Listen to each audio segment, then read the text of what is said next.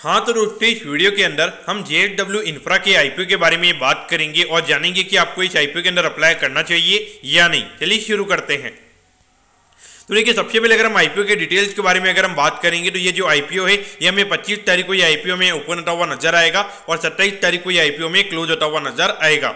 अब अगर हम इश्यू साइज की अगर हम बात करेंगे लगभग 2800 करोड़ का हमें यहाँ पे कंपनी का इश्यू साइज यहाँ पे नजर आता है और ये जो पूरा पैसा है ये कंपनी के पास में हमें जाता हुआ नजर आएगा, यानी कि कोई ऑफर फॉर सेल यहाँ पे नहीं है, यानी कि जो कंपनी के प्रमोटर्स है वो हमें यहाँ पे कोई भी स्टेक अपना बेचते हुए यहाँ पे नजर नहीं आ रहे हैं। लेकिन देखिए जो कंपनी यहाँ पे फ्रेश इश्यू कर रही है तो उससे जो कंपनी के प्रमोटर्स का स्टेक है वो हमें यहाँ पे डाइल्यूट होता हुआ नजर आएगा।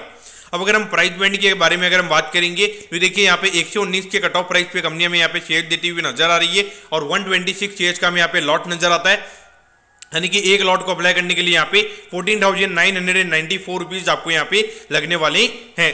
अब अगर हम रिटेल कोटा के बारे में अगर हम बात करेंगे तो यहाँ पे अराउंड 10% के लगभग का रिटेल कोटा है।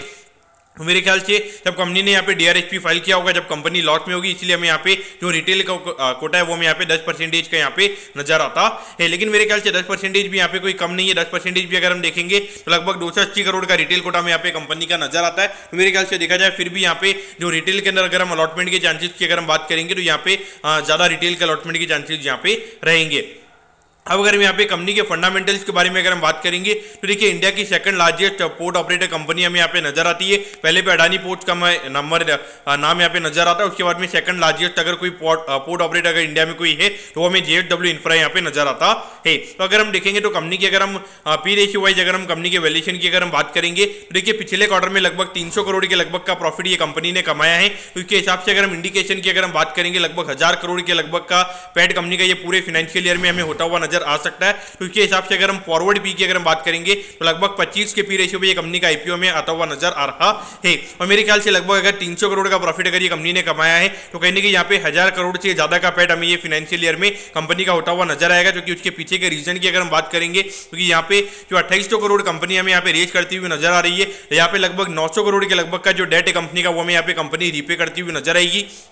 तो जब 900 करोड़ के लगभग का कंपनी का डेट रीपे हो जाएगा तो वहाँ पे कहीं कि अगर हम देखेंगे तो 90 से 100 करोड़ के लगभग का जो कंपनी का प्रॉफिटेबिलिटी है वो हमें वहाँ पे बढ़ता हुआ नजर आएगा और वो जो कैश है वो कंपनी के बैलेंस शीट में हमें यहाँ पे आता हुआ नजर आएगा।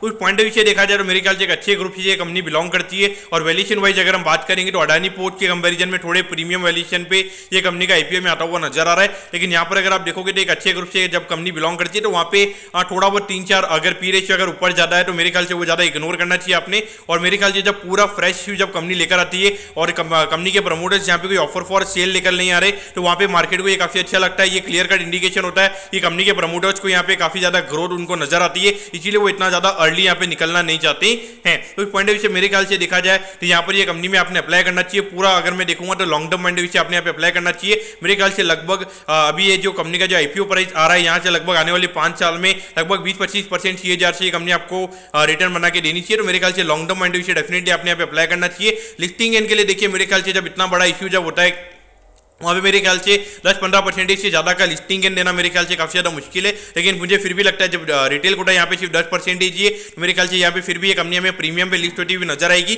और उसके बाद में ये कंपनी हमें अच्छा परफॉर्म करती हुई नजर आएगी। लेकिन देखिए मुझे नहीं लगता है कि 20% से ज़्यादा का लिस्टिंग गेन आपको यहाँ पे मिलेगा। लेकिन लिस्टिंग गेन के लिए भी अगर आप अप्लाई करो यानी कि 5-10% के प्रीमियम के लिए तो मेरे ख्याल से आप यहाँ पे अप्लाई कर सकते हो। मुझे लगता है कि ये कंपनी हमें यहाँ पे लिस्टिंग गेन यानी कि प्रीमियम पे ये कंपनी हमें लिस्ट होती हुई नजर आएगी। तो उस पॉइंट ऑफ व्यू से आपने यहाँ पे देखना चाहिए। तो लिस्टिंग गेन के लिए भी अप्लाई कीजिए और लॉन्ग टर्म के पॉइंट ऑफ व्यू भी आपने यहाँ पे अप्लाई करना चाहिए। दोस्तों मैं कहता हूं कि JSW इंफ्रा के आईपीओ के बारे में आपको सब कुछ समझ में आ गया होगा। अगर आपकी कोई भी क्वेरीज है आप कमेंट कीजिए, मैं जरूर आपके कमेंट पर रिप्लाई करूंगा। ओके दोस्तों, thank you, have a nice day.